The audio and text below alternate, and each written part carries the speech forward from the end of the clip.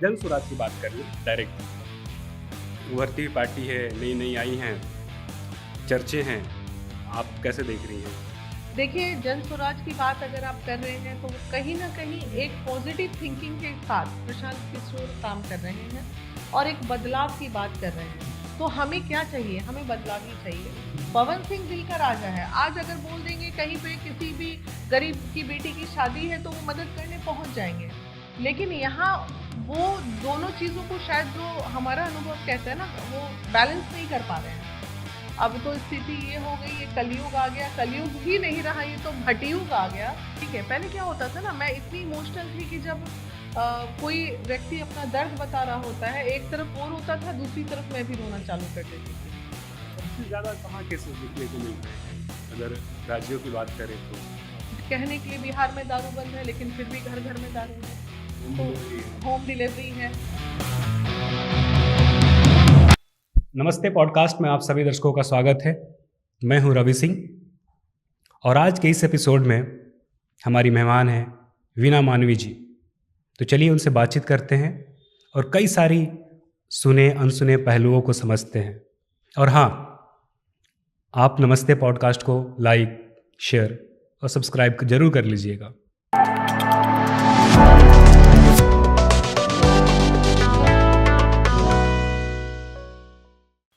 नमस्ते पॉडकास्ट में स्वागत है मैम। बहुत बहुत आप जो करती हैं वो आसान नहीं है बिल्कुल भी। सही। बहुत सारे लोगों पे जुल्म होती हैं और वो चुप रह जाते हैं। बहुत कम लोग होते हैं जो खुद के लिए आवाज़ उठाते हैं और उसमें भी बहुत कम लोग होते हैं जो दूसरों के लिए आवाज़ उठाते हैं और न्याय भी दिलाते हैं। उनमें से आप एक हैं, इसमें तो जी, कोई शक नहीं है। नहीं। कैसे शुरुआत हुई महिला विकास मंच, या यूँ कह लो कि महिला एवं पुरुष विकास मंच की? देखिए, एक्चुअली बहुत लंबी कहानी है ये। उतने में ना जाते हुए एक शब्द में कहेंगे, दर्द जब हद से गुजर जाता है तो दवा बन जाती है। तो बस मेरी जिंदगानी भी कुछ इसी तरह रही। बहुत कठिन रहे, जीवन का सफर मेरा बहुत ही कठिन रहा। तो वही मैंने अपने जीवन में ये सोचा कि अगर परिस्थितियां मुझ जैसी महिलाओं के लिए अगर विपरीत है, तो उन महिलाओं का क्या हो रहा होगा समाज में, जो महिला बिल्कुल जो पढ़ी लिखी नहीं होती हैं, जो कमासुत नहीं होती हैं, जिनके पास अपना अर्निंग का कोई स्रोत नहीं होता है। तो मेरा एक सपना था कि जब भी मैं मतलब सशक्त हो जाऊंगी अपने जिम्मेवारियों से। जिम्मेवारी क्या थी जीवन की, कि एक छोटा सा घर हो, बच्चे पढ़ लिख के सेटल हो जाएं। तो बच्चे जब +2 वगैरह कर लिए तो मैंने सोचा था कि कुछ 10-15 साल का ये सफर रहा महिला विकास मंच का। तो 10-15 साल के सफर में शुरू के दिनों में तो महिलाओं को न्याय दिलाने की बात होती थी, लेकिन अब जाके पुरुषों के लिए भी कार्य होने लगे। तो बस इसी तरह शुरुआत हुई, 4 लोगों से इसकी शुरुआत हुई, 4 से अब 4000 हो गए, 40,000 हो गए। कब ऐसा, किस पॉइंट पे ऐसा लगा कि पुरुषों को भी न्याय दिलाने का बात? हमारे पास एक केस आया था बहुत पहले। ठीक है, पहले क्या होता था ना, मैं इतनी इमोशनल थी कि जब कोई व्यक्ति अपना दर्द बता रहा होता है, एक तरफ वो रोता था, दूसरी तरफ मैं भी रोना चालू कर देती थी। तो मतलब इतनी इमोशनल आज भी हूँ, लेकिन आज इन 10 साल की पगडंडियों में चलते चलते कहीं ना कहीं अपने आप को कठोर बनाना पड़ा मुझे। तो एक लड़का आया था, वो अपनी दर्द भरी स्टोरी सुना रहा था। तो मुझे लगा, अरे लड़का तो बदमाश, मतलब एक धारणा बन चुकी थी, क्योंकि जीवन में जो होता है वही धारणा बन चुकी थी कि नहीं, पुरुष बदमाश ही होते हैं, पुरुष अच्छे होते ही नहीं है, ऐसी धारणा हो गई थी, एक नफरत सी हो गई थी लोगों से। तो वो लड़का जब स्टोरी सुना रहा था तो मुझे उसकी स्टोरी झूठी लग रही थी, लेकिन बाद में जब उसकी वाइफ से मिले तो पता चला कि अरे भाई, लड़के भी प्रताड़ित होते हैं। मतलब खाना नहीं देना, नोच देना, मार देना, वो पूरा अपना ऐसे चीरा फारा लड़का दिखा रहा था। मैंने अच्छा, लड़का को भी लड़कियां नोचती हैं क्या? उस वक्त मतलब पहले बड़ा अजीब सा लगा था। तो उसके बाद फिर धीरे धीरे केस का देखने का नजरिया हमारा बदला। नजरिया बदलते बदलते जब तह पे गए, अब तो स्थिति ये हो गई, ये कलयुग आ गया, कलयुग भी नहीं रहा, ये तो भटयुग आ गया। भटकाव इतना ज्यादा है, रिलेशन में 2-2 3-3 बच्चों की माएं भाग जा रही हैं पति को छोड़ के। तो अब तो जमाना ही कुछ और चल रहा है। कहना बड़ा मुश्किल है। बहुत मुश्किल है, अब कुछ नहीं कहा जा सकता। बिहार के अलावा भी आप अन्य राज्यों में काम कर रही हैं। हाँ हाँ। कौन कौन से वो राज्य हैं? बिहार, झारखंड, बंगाल, उत्तर प्रदेश, तेलंगाना, बंगाल तो हो ही गया, तेलंगाना हो गया, जम्मू एंड कश्मीर, मेरठ साइड हो गया, हरियाणा साइड हो गया, दिल्ली हो गया, कंप्लीट एनसीआर से लेके, ऐसे करके पूरे 9 राज्यों में हमारा संगठन रन कर रहा है, जो कि बिहार के एक छोटे से जगह से उठा। और बिहार के जिलों में, बिहार के जितने जिले हैं, आपके हरियाणा के कुल मिला के कैथल हो गया, जिंद हो गया, सोनीपत हो गया, पानीपत हो गया, ये तमाम जगहों पे है। पंजाब में है हमारी, जम्मू एंड कश्मीर के अध्यक्ष हैं, प्लस सारे लोग अच्छा कार्य कर रहे हैं, सभी अध्यक्ष अपने अपने जगह अच्छा कार्य कर रहे हैं। सबसे ज्यादा कहाँ केसेस देखने को मिल रहे हैं अगर राज्यों की बात करें तो? देखिए, राज्यों की बात करें तो ये, या तो ये कह लीजिए कि मैं यहाँ बैठी हूँ बिहार में इसलिए सबसे ज्यादा केस बिहार में है, लेकिन उत्तर प्रदेश में भी बहुत है। हाँ, उत्तर प्रदेश में भी केसेस बहुत है, लेकिन चूंकि बिहार में मैं हूँ तो डेफिनेटली बिहार में केसेस की संख्या ज्यादा है। और बिहार में कहीं ना कहीं मानसिकता जो है रूरल एरियाज में, वो अभी भी वही है, शोषण अभी भी महिलाओं का घर घर में हो रहा है। चूंकि महिलाएं शिक्षित नहीं है, महिलाएं पढ़ी लिखी नहीं है, रोज 4 लाख खाओ और उसके बाद फिर खाना बना के उसी पति को दो, क्योंकि वो कमा के ला के दे रहा है। इज्जत, मान सम्मान, मर्यादा, इन तमाम चीजों से मतलब महरूम है। आखिर मर्यादा तो महिलाओं की भंग हो रही है ना। अगर वो एक पति डेली आके अपनी पत्नी को मार रहा है, दारू पी के मार रहा है, कहने के लिए बिहार में दारू बंद है लेकिन फिर भी घर घर में दारू है, होम डिलीवरी है, होम डिलीवरी है, युवाओं को रोजगार मिल गया है, अच्छा रोजगार कर रहे हैं युवा लोग भी। एक बैग लेके जाता है, दिन में 1000 रुपए कमाता है, कहते हैं नीतीश जी ने रोजगार नहीं दिया, देखिए कितना बढ़िया रोजगार है। तो बहुत सारी चीजें। शहरों की अपेक्षा गांव के ज्यादा केसेस हैं या शहर के हैं? देखिए, आपके पास मतलब कौन से लोग पहुंच पाते हैं? आप यकीन नहीं कीजिएगा, मेरे पास डॉक्टर, इंजीनियर, आईएएस, आईपीएस, मंत्री, विधायक, सबके केसेस हैं। एक तो कोई जज के भी केसेस आए थे आपके पास? अभी आया था, जज का केस आया था, और अभी जो केस मैं देख रही हूँ मंत्री का केस है। अभी एक दरोगा, एक हमारे मुंगेर थाना में पोस्टेड है, नाम तो खैर नहीं बोल सकती हूँ, लेकिन पोस्टेड है वो मुंगेर थाना का दरोगा, खुद शादीशुदा है। और जाने कितनी लड़कियों को इस तरह का वो कहता है कि मैं शादीशुदा नहीं हूं, मैं कुंवारा हूं, मुझसे शादी कर लो।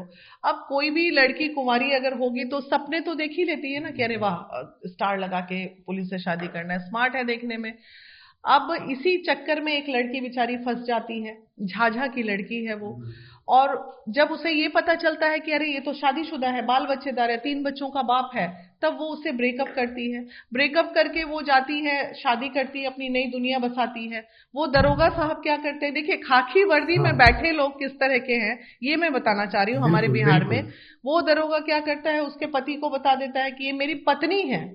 वो दरोगा के ऑलरेडी पत्नी है, 3 बच्चे हैं, उसके बावजूद भी एक अनमैरिड लड़की के लिए वो सेक्शन 9 लगा देता है कोर्ट में।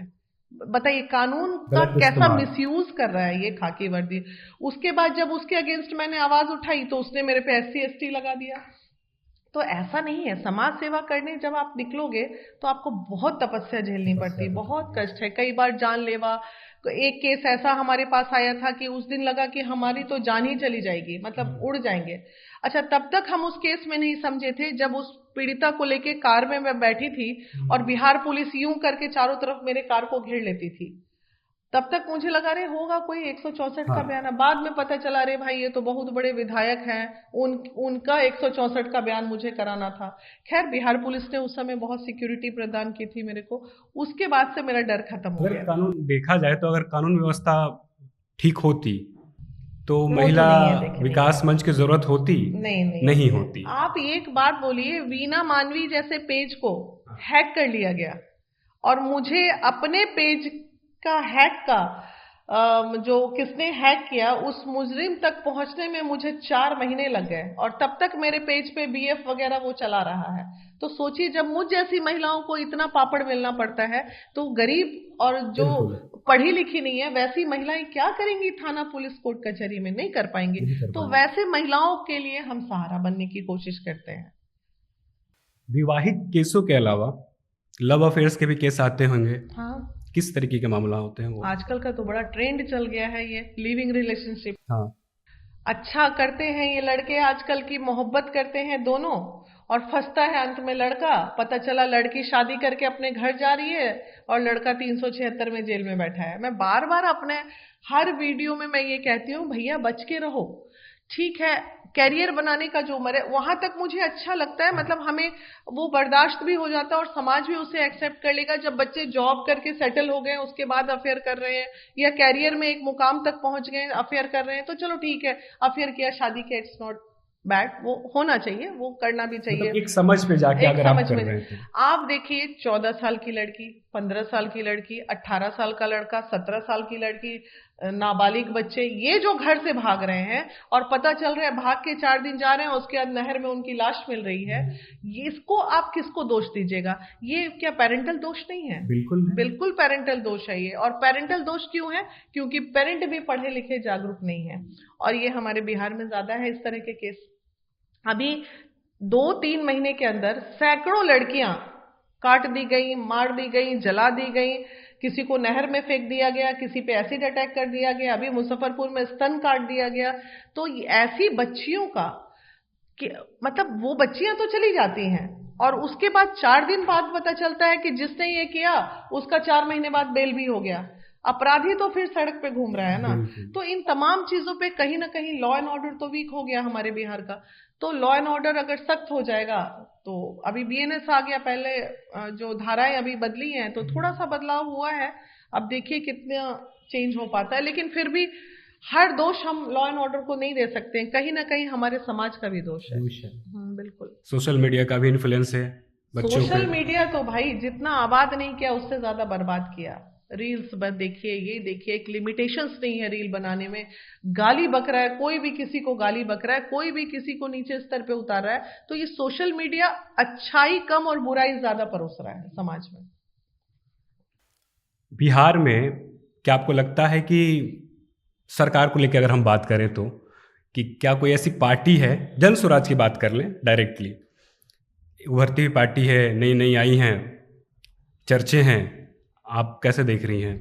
देखिए, जन स्वराज की बात अगर आप कर रहे हैं तो वो कहीं ना कहीं एक पॉजिटिव थिंकिंग के साथ प्रशांत किशोर काम कर रहे हैं और एक बदलाव की बात कर रहे हैं। तो हमें क्या चाहिए? हमें बदलाव ही चाहिए। पुश्त दर पुश्त वही चेहरा, वही कुर्सी, वही नियति, वही नियत। तो कहीं ना कहीं बदलाव तो चाहिए बिहार में। आज हम ये नहीं कह रहे हैं कि पीके जितनी बातें कह रहे हैं वो सारी बातें वो कर ही देंगे, लेकिन कोशिश तो बंदा कर रहा है ना। अगर कोशिश ही कर रहे हैं और हम जैसे लोग, वी पीपल, जो समाज सेवी लोग हैं, वो लोग अगर मौका मिले तो समाज में हम कुछ अच्छा ही देंगे। हम कुछ ना होते हुए अच्छा कर रहे हैं, तो जब हम कुछ हो जाएंगे तो और अच्छा करेंगे। तो यही चीज है। इसलिए मैं जन स्वराज को अगर जनता कैडर वोट है, आरजेडी एंड एमवाई समीकरण को अगर वो लोग जागरूक ना हुए इस बार, तो डेफिनेटली फिर तो भगवान भी भला नहीं कर सकता बिहार का, ये जान लीजिए। ये अंतिम मौका है जो भगवान चाहे, हाँ, जनता चाहे तो बिहार में बदलाव ला सकती है। तो अब वो जनता जो 500 रुपए में बिक रही है और एक बोतल दारू पे जो बिक रही है, तो वो जनता को समझाएगा कौन? हम जैसे लोगों को जागरूक करना पड़ेगा।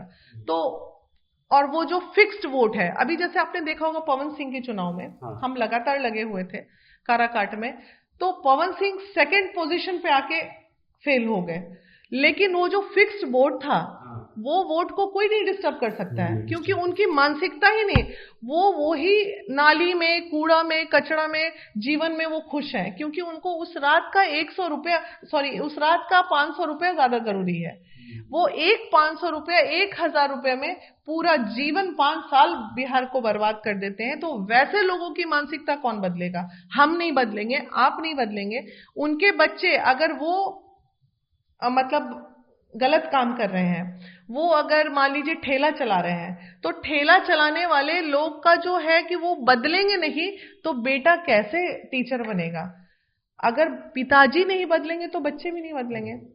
हमने तो काराकाट में देखा है, झोपड़पट्टी में लोग रह रहे हैं, वादा करके मैं आई कि एक मौका दीजिए, आपके ये सारे दुख दूर करेंगे, फिर भी रातों रात सारे वोट बिक गए, क्योंकि वो कैडर वोट था। एक और बात है कि 5 साल तक लोग दुहाई देते हैं विकास और बाकी चीजों को लेकर कि बिहार में ये होनी चाहिए, ये होना चाहिए, वगैरह वगैरह तमाम सारी बातें होती हैं। चुनाव जैसे ही नज़दीक आती हैं, सब लोग अपने जाति को लेकर सपोर्ट करने लगते हैं और कहीं ना कहीं उसी तरीके से मतदान होती हैं। तो इसका तो प्रभाव तो दिखता ही है। प्रशांत किशोर जी की बात करें तो काफ़ी अच्छा प्रभाव है अभी। देखिए, प्रभाव बहुत अच्छा है, लेकिन डर सिर्फ एक ही बात का है कि बिहार की राजनीतिक जात पात से ऊपर तो नहीं उठ पाएगी। हाँ, मैं वही बिल्कुल नहीं कहना उठ चाह रहा पाएगी। था अभी। हाँ, ये जात पात से ऊपर उठ ही नहीं पाएगी। आज अगर मुझे ही कहीं से चुनाव लड़ने की इच्छा हो गई तो मुझे ये देखना पड़ेगा कि किधर मेरे कास्ट के लोग ज्यादा हैं। तो चाहे आप कितना भी समाज सेवा क्यों ना कर ले, अरे भाई हमारे पास जब कोई आता है तो हम ये थोड़ी पूछते हैं कि आप हिंदू हो, मुस्लिम हो या क्या हो, आप भूमियार हो, राजपूत हो, बनिया हो, ऐसे पूछ के तो हम किसी को मदद नहीं करते हैं। लेकिन जब हम चुनाव लड़ने जाएंगे तो हमें ये देखना पड़ेगा कि भाई हमारे जात के लोग किधर हैं। तो ये तो दुर्भाग्य है बिहार का, क्या किया जाए। कौन सी क्या बात कर रही हैं, वो चुनाव से पहले का टाइम, उनके जितने भी चाहने वाले हैं, जितने भी लोग उनसे प्यार कर रहे हैं, करते हैं, बहुत खुश हुए थे जब उनकी फैमिली आपस में मिली थी, दो फैमिली एक हुई थी। आपका बहुत सपोर्ट रहा और बहुत अच्छा लगा, सबको अच्छा लगा इनफैक्ट कि चलो यही होना चाहिए कि दो शादीशुदा लोग एक हो जाएं। अभी एक और नाम सुनने में आया बीच में, उसी टाइम पे बबीता मिश्रा जी। अभी उन्होंने कुछ दिन पहले इंस्टाग्राम पे एक पोस्ट डाला है कि पवन सिंह ने ज्योति सिंह को धोखा दिया, कंधे पे बंदूक रख के, ऐसा पोस्ट है उनका। देखिए, कुछ कहा नहीं जा सकता, ये मियाँ बीबी का रिलेशन है, ठीक है। अच्छे पल तो सब देखे, तो कहीं ना कहीं अंडरस्टैंडिंग की थोड़ी कमी दोनों में है, इसमें कोई शक नहीं। और पवन भाई कुछ हद तक कुछ चीजों में कंप्रोमाइज नहीं करते हैं। इतना भाई बहन हूं तो ऐसा नहीं कह रही हूं कि मैं, कुछ चीजों में वो कंप्रोमाइज नहीं करते हैं। तो एक पत्नी के लिए क्या चाहिए, एक रिस्पेक्ट चाहिए, प्यार चाहिए, मान चाहिए, सम्मान चाहिए। बाकी उनका जो फिल्मी दुनिया का लाइफ है वो उससे कोई प्रॉब्लम नहीं है। तो अब किसी चीज को वो मतलब रिस्पेक्ट की लड़ाई हो रही है यहाँ पे। थोड़ा मान सम्मान आदर वाइफ को करना चाहिए, जो वो शायद मुझे लगता है कि वहां पे वो कम पड़ जाते हैं थोड़ा सा। वो जो है ना, पावर स्टार तो हम ही हैं, तो घर में भी पावर स्टार वाली बात नहीं ना चलेगी। घर में तो भाई आप एक पति हैं, घर में पावर स्टार होम नहीं मिनिस्ट्री है। की भी सुननी हाँ, पड़ेगी। वो तो नहीं सुनते, वो किसी का सुनते नहीं है, ये तय है ये। हाँ, कैसे आदमी है वो? मतलब उस समय तो काफी बाइट आ रही थी भोजपुरी इंडस्ट्री से कि दिल के राजा हैं वगैरह वगैरह, नहीं बहुत नहीं, सारी राजा चीजें। है, दिल के वो और राजा है। उनकी बातों में वैसा झलकता भी है कि हाँ, बिंदास टाइप के नहीं, हैं दिल वो। के राजा है। मैं देखिए, दोनों दो चीज, मेरे कहने का मकसद गलत नहीं है। पवन सिंह दिल का राजा है। आज अगर बोल देंगे कहीं पे किसी भी गरीब की बेटी की शादी है तो वो मदद करने पहुंच जाएंगे। लेकिन यहाँ वो दोनों चीजों को शायद, जो हमारा अनुभव कहता है ना, वो बैलेंस नहीं कर पा रहे हैं। वो जो बाहर से राजा बन के आते हैं ना, तो वो घर में ही राजा बनता है। बाप रे, घर में तो पति को नौकर की तरह जीना पड़ता, नहीं तो पत्नी जीने कहाँ देती है आजकल। तो वो घर में भी राजा ही रहना चाहते हैं। तो पत्नी है तो कभी कभी तो भाई पत्नी को भी रिस्पेक्ट देना पड़ेगा, पत्नी को भी रानी वाला फील कराना पड़ेगा ना। तो ये इसी चीज की लड़ाई है दोनों में। अब ये तो वही दोनों समझेंगे, अब कैसे ठीक करें। हमने अपनी अंतिम कोशिश की, लेकिन उसके बावजूद भी अगर नहीं, लेकिन इस बात का सुकून है कि हमने कोशिश तो की कम से कम। बिल्कुल। और कोशिश अच्छी रही, अच्छी रही, बहुत बिल्कुल अच्छी अच्छी रही। और ज्योति इज गुड, अच्छी है, लेकिन उसके पेशेंस की भी दाद देनी पड़ेगी। बहुत आराम से वो पेशेंसली चीजों को हैंडल कर रही है, अच्छी बात है। दोनों पेशेंसली करें बस। अरे एक बच्चा हो जाएगा इन लोगों में ना, तो बस सब लड़ाई खत्म हो जाएगी। बस एक, या हम तो लिखे थे फेसबुक पे कि भाई जल्दी से बुआ बना दो, बस बुआ बनने का इंतजार है। यही बात है। अक्षरा सिंह के बारे में बताइए आप, क्या वो बिल्कुल गलत है? नहीं, मैंने कभी अक्षरा को गलत बोला ही नहीं। जहां पे वो है वो अपने जगह पे सही है। रही बात इमोशनल अटैचमेंट की, तो जिस एज से वो क्रॉस कर रही थी, इमोशनल अटैचमेंट किसी का किसी के भी साथ हो सकता है। एक पहलू अगर आप ये देखें तो अक्षरा अपने जगह पे, उसने भी बहुत कुछ झेला है, और इतना झेल के वो लड़की आज भी जीवन से लड़ाई ही कर रही है। तो ठीक है, दोनों अपना अलग अलग रास्ते पे हैं। और कहीं ना कहीं बीइंग अ फीमेल, उसको दुख ज्यादा झेलना पड़ा होगा रेदर देन मेल। ये फैक्ट है, और ये बिल्कुल सच्चाई है, सामाजिक तौर की सच्चाई है कि एक औरत जितना झेलती है ना, एक मर्द उतना नहीं झेलता। तो इसलिए ठीक है, अब तो वो जीवन में बहुत आगे जा चुकी है। तो लेकिन दर्द से पार, वही बात है, दर्द जब हद से गुजर जाता है तो दवा बन जाती। तो अक्षरा ने दवा के रूप में लिया, तो अच्छा कर रही है, दिख रही है चारों तरफ काम करते हुए। दोनों खुश रहें अब हाँ, अपनी दोनों अपनी खुश लाइफ रहे, में। जो जहां है सब खुश रहे भाई। हमारी तो एक ही पॉलिसी है, हमारे दुश्मन भी खुश रहे। बिल्कुल। मैं तो दुश्मनों को भी बद्दुआ नहीं देती हूँ। अभी भी नीतीश कुमार से नाराजगी है? नीतीश जी से तो नाराजगी क्या, अच्छा उनसे क्या करेंगे नाराजगी करके। देखिए, नाराजगी भी आदमी उससे करता है जो, उनसे तो नाराजगी कर ही नहीं सकते हम, क्योंकि वो ना सुनने वाले, ना समझने वाले, ना कुछ करने वाले। तो आदमी बोलेगा भी वही ना जो कुछ सुने। जब वो कुछ सुनेंगे ही नहीं तो हम बोल ही के उनको क्या करेंगे, बताइए। आप कहती हैं सठिया आ गए हैं बुढ़ारी में। नहीं तो सही में एक, अच्छा ये फैक्ट है ना, ये तो फैक्ट है कि एक आज मैं जो आपके सामने बैठी हूँ, अब आप मुझसे, जब मैं 65 साल की हो जाऊंगी, उसके बाद आप बोलिएगा कि वैसे बैठ के मैं बात करूं, चीजों को संभालूं, तो इसी तरह स्लिप ऑफ टंग होगा, अल का बल बक देंगे हम भी 70-75 में। तो वो तो होता ही है, ये तो प्रैक्टिकल है, इसमें इसमें कुछ गलत बोलने वाली कोई बात ही नहीं है। और वो बयान जो थी वो आपत्तिजनक तो थी। बयान तो पता नहीं वो क्या करते हैं, समझ में ही नहीं आता, पता नहीं क्या बयान देते हैं कभी कभी। खैर, उनकी जो जो बीमारी डिटेक्ट हुई है उसमें ये नॉर्मल है, ऐसा हो सकता है, इसलिए कोई बात नहीं, उनको माफ कर दिया जाए। कोई है ना एक जिसकी दवा उनको चल रही है, मैं बीमारी का नाम भूल रही हूँ, लेकिन उनका जो है उसमें इसी तरह कभी भी आदमी कुछ भी सोचते हैं, मतलब दिमाग कुछ बोलता है, जुबान कुछ बोलता है, ऐसा हरकत हो सकता है, ये नॉर्मल है उनके लिए। इसलिए हम लोग उनको इग्नोर करके ही चले। बिहार, बिहार तो ऐसे भी भगवान ही भरोसे चल रहा है।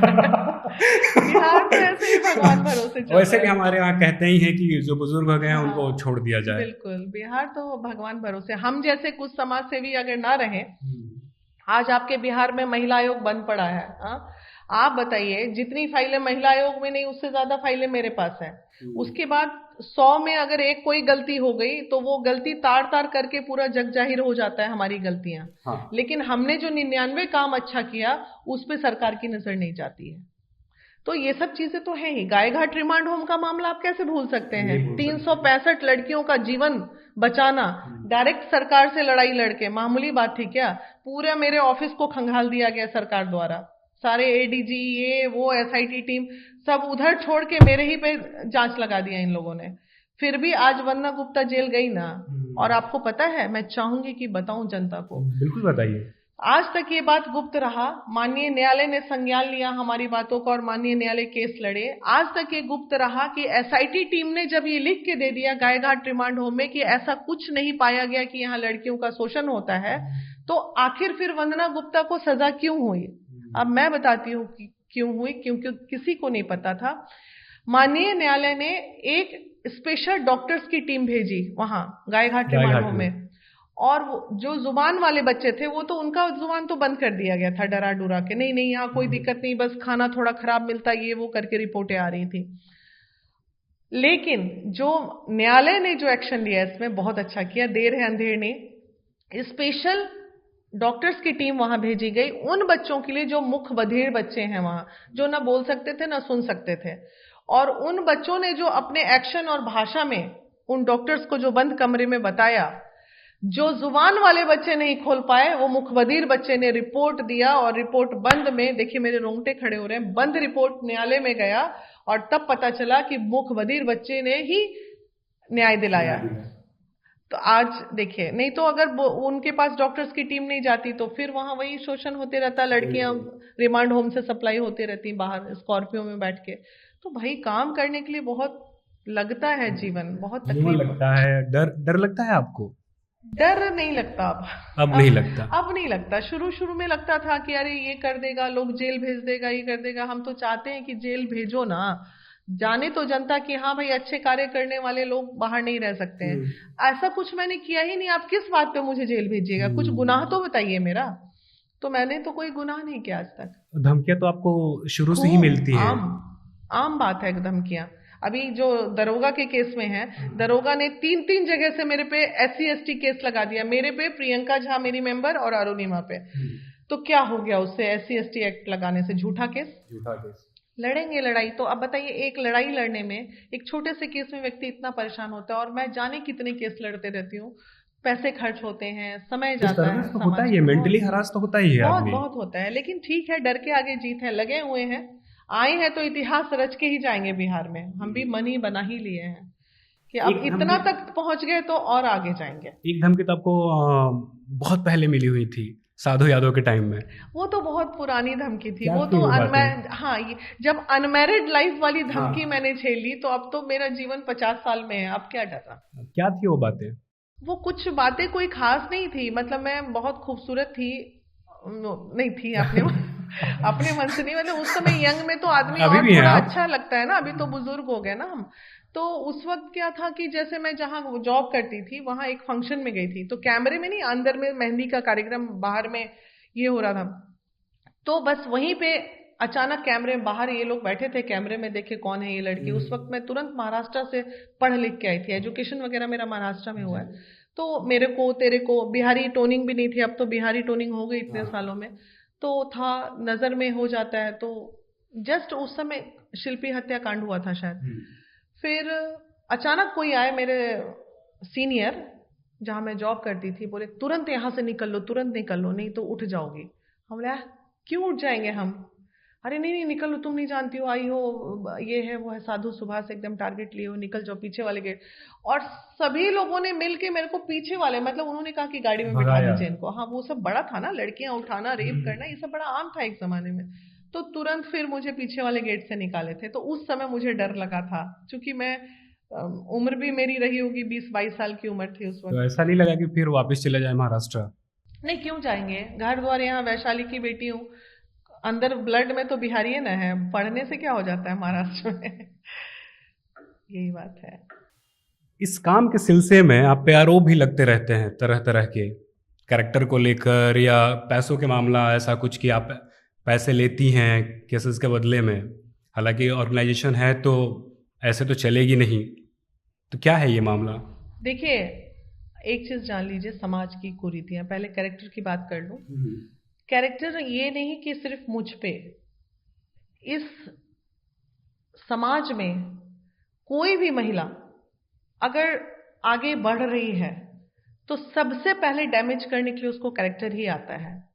हम जैसी महिलाओं को हमारे जहां पहुंच रहे हैं उसके पहले आगे बदनामी चल रही है। पुरुष काम करने जब घर से बाहर निकलता है तो वो एक नंबर का कहलाता है कि अरे भाई बहुत काम कर रहा है, एक नंबर काम कर रहा है। हम महिलाएं जब काम करने बाहर निकलती हैं तो हम 2 नंबर की महिलाओं से अपना कैरियर स्टार्ट करते हैं। तो ये है फैक्ट, ये है हकीकत, ये है, हर जितनी भी महिला मेरा अभी ये देख रही होंगी, हर महिला को लगेगा कि मैं बिल्कुल सही बोल रही हूं। तो हम कभी एक नंबर के हुए ही नहीं, हम तो 2 नंबर से स्टार्ट लिए, बाद में जाके एक नंबर के बनते हैं। और पुरुष का ये है, पुरुष प्रधान देश, तो ये बहुत आम है, ये कॉमन है बदनामियां। पर्सनली मेरी बात कर लीजिए, मेरी जिंदगी बिल्कुल खुली किताब है, इसलिए मेरी जिंदगी में ऐसा कुछ भी नहीं है जो किसी से छुपा हुआ है। दूसरी बात, सवाल आपका था कि बदनामियां पैसों को लेके। हम जब तक 12-13 साल तक मुफ्त में समाज सेवा, मतलब अपनी जेब से पैसा लगा के जब तक मैंने समाज सेवा किया, तब तक मैं कभी बदनाम नहीं हुई। कभी किसी ने नहीं पूछा क्या तुम्हें पैसे की जरूरत भी पड़ सकती है यार, इतना जाती हो, दूर दूर दौड़ती हो, कैसे चलेगा तुम्हारा। लेकिन जैसे ही मैंने एक नॉमिनल 1100 रुपये अपना रजिस्ट्रेशन फी रखा कि भाई कोई भी केस आ रहा है 1100 लेना है, अगर सक्षम है तो, गरीब से तो आज भी नहीं लेते हैं हम, गरीब से आज भी नहीं लेते हैं। लेकिन अब एक बात बताइए, डॉक्टर्स हैं, इंजीनियर्स हैं, ये हैं, उन्हें किस चीज की तकलीफ है, उनको मदद करने हम जाते हैं, डेफिनेटली उनसे गाड़ी का खर्चा भी लेते हैं हम, उनको हेल्प भी करते हैं और उनसे हम पैसे भी लेते हैं। गरीब से आज भी महिला विकास मंच पैसे नहीं लेती है। इसी बीच हमारे संगठन में कुछ ऐसे लोग आए जो इसे रोजगार समझ बैठे। पहले क्या था, 4-5 लोग, अब क्या है, कभी कोई मेंबर बैठी, कभी कोई मेंबर बैठी, नए नए लोग जुड़ते चले गए। चूंकि वो ऑलरेडी उनके जीवन में स्ट्रगल रहा है।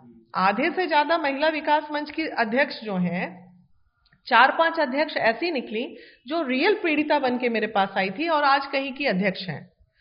लेकिन उसी में जैसे कोई पीड़िता बन के आई, अच्छी थी, उसको मैंने काम करने साथ में बिठा लिया, 2 दिन मेरे साथ फोटो खींची, अरे ये तो 1100 रुपए ले रही है, अच्छा इसको तो हम 21 कर सकते हैं, अच्छा भाड़ा दस उसे हजार की भुनाने की जगह कोशिश हम कर रहे हैं। 15,000 भी कर सकते हैं। अभी आपको खुले आम कितने समाज सेवी अचानक से जैसे पैदा हो गए हैं पटना में, ये काम डोमेस्टिक वायलेंस पे आप देख रहे होंगे, कई महिलाएं अलग अलग निकल रही हैं, मैं आए दिन सोशल मीडिया पे देखते रहती हूँ। तो मुझे ये लगता है कि चलो ठीक है, वो 2 पैसा ही तो कमा रही है ना, कमाने के बहाने किसी को मदद करने ही तो निकली है वो। ठीक है आज वो मेरे साथ नहीं है, लेकिन किसी को मदद तो जरूर कर रही होंगी। मैं फ्री में कर रही थी तो वो पैसे लेके कर रही, लेकिन मदद तो हो रहा है समाज को। तो वो तो थाना पुलिस कोर्ट कचहरी ऐसे भी लोग जाएगा, लेकिन महिला विकास मंच आज भी 1100 रुपए रजिस्ट्रेशन लेती है, गरीबों से नहीं लेती है। रिक्शा वाला, ठेला वाला, सब्जी वाला, भाजी वाला, ये वाला, मजलूम लड़कियां जिनका कोई सहारा नहीं, गांव की बूढ़ी माताएं जिनका कोई सहारा नहीं, इन लोगों से हम कभी पैसे ले ही नहीं सकते हैं, ले ही नहीं सकते। और आरोप तो इतना लगा मेरे पे, किसी ने आज तक आरोप सिद्ध नहीं किया। यही बड़ा दुखद रहता है कि कोई बोले तो कि हाँ वीना मानवी ने मेरे से पैसे लिए, वैसा व्यक्ति कोई आया बोलने आज तक? आरोप तो अभी हम यहां से निकलेंगे, आप भी लगा दीजिएगा माइक पे बैठ के, तो टीआरपी का भी खेल चल रहा है सोशल मीडिया में। वीना मानवी का नाम ले लो, 4 गालियां बक दो। एक दिन मैंने एक यूट्यूबर भाई से पूछा, उनपे केस भी किया हुआ है मैंने, वो आए दिन गंगा किनारे खड़े होके मुझे गाली बकता था, आए दिन, नागिन है तो ये है तो वो है। किसी से पूछवाया कि पूछो उसका प्रॉब्लम क्या है, तो खैर मेरे पास आज भी रिकॉर्डिंग है, तो मेरे से उसने 50 या 60 हजार रुपया मांगा कि मुझे गाली नहीं देने के लिए। हाँ गाली नहीं देने के लिए पैसे मांगे गए मुझसे। उसी पे मैंने एफआईआर कर दिया ये तो ठीक है। ये तो अलग ही रोजगार तो हो गया। है, अरे भाई गांधी मैदान में एफआईआर, मैं झूठ थोड़ी बोल रही हूँ, ऑडियो भी है। तो इतना दे दीजिए, 2 लाख 3 लाख से स्टार्ट हुआ, 50-60 पे डन हो गया कि ठीक है 50,000 रुपए मिलेंगे, गाली आज के बाद नहीं ना बुक होगी। हालांकि पैसे मैंने दिए नहीं, लेकिन एविडेंस बना के उसी के आधार पे मैंने एफआईआर किया उस पे। उसका कष्ट सिर्फ एक ही था, सब यूट्यूबर लोगों को बाइट देती है, हमको बाइट नहीं देती है। अरे भाई मैं तो खुद परेशान रहती हूँ, अब मैं बाइट देना बंद कर दी। इन दिनों आप देख रहे होंगे सोशल मीडिया पे नहीं आते, मेरे ऑफिस में 20 से 25 यूट्यूबर एनी टाइम रहते थे।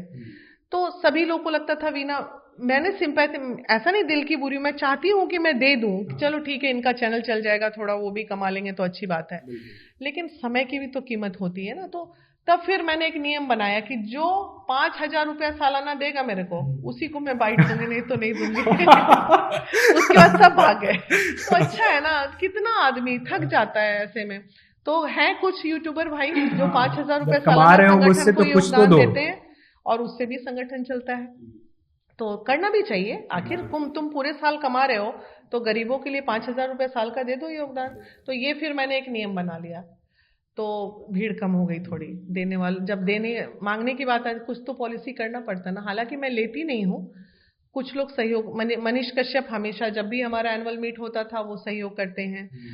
1-2 यूट्यूबर और हैं, जैसे क्या नाम है, अयोध्या टाइम्स वाले, रवि हो गए, और भी 1-2 हैं जो कभी कभी आके संगठन में देखते हैं, मैडम डाल दे रहे हैं 2,000 रुपया, तो इस तरह से वो लोग भी सहयोग करते हैं। बहुत लोग ऐसे हैं बिहाइंड अ कर्टन, पर्दे के पीछे बिजनेसमैन ऐसे हैं जो साल का 10,000 रुपये हमें देते हैं, 1,000 रुपया पर डे। तो 50 बिजनेसमैन अगर बिहार में हमको मदद कर रहा होगा, तो 50,000 रुपया महीना तो संगठन में ऐसे ही आ रहा है। तो ऐसे ही चलता है, और फिर भगवान के दया से दाल रोटी तो इससे मुझे चलानी नहीं है, इसलिए कोई, सारी मेंबर्स मेरी सशक्त हैं, जितनी मेंबर हैं सब सशक्त हैं, इसलिए कोई प्रॉब्लम नहीं। जो ट्रस्टी मेंबर है वो सब कोई प्रॉब्लम नहीं है। यूथ के लिए क्या कहना चाहेंगे आप? आज के डेट में, आज के डेट के यूथ, आज के डेट के यूथ को यही कहेंगे कि सबसे पहले कैरियर पे फोकस हो जाइए, प्यार मोहब्बत से दूर रहिए, क्योंकि अब जमाना सोशल मीडिया के प्यार का है। वो लैला मजनू वाली बात अब मिलनी नहीं है आपको। अगर आप ये सोच रहे हो कि उसके लिए मैं जान दे दूंगा, परान दे दूंगा, तो कोई किसी के लिए जान, हाँ कुछ साइको बच्चे हैं जो किसी के लिए फांसी पे टंग जा रहे हैं, जहर खा ले रहे हैं, उन लोगों को ये जरूर संदेश देंगे कि बाबू प्यार से पेट नहीं भरता है, जिम्मेदारी निभाना सीखो।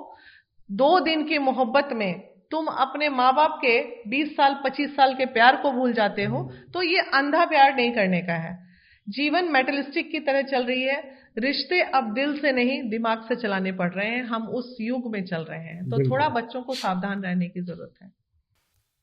कैसा लगा आपको बातचीत करके। अच्छा लगा, बहुत अच्छा लगा आपका। सवाल भी बहुत अच्छा लगा, आप भी बहुत अच्छे लगे, आपका स्टूडियो भी बहुत अच्छा लगा। Thank you so thank much. You.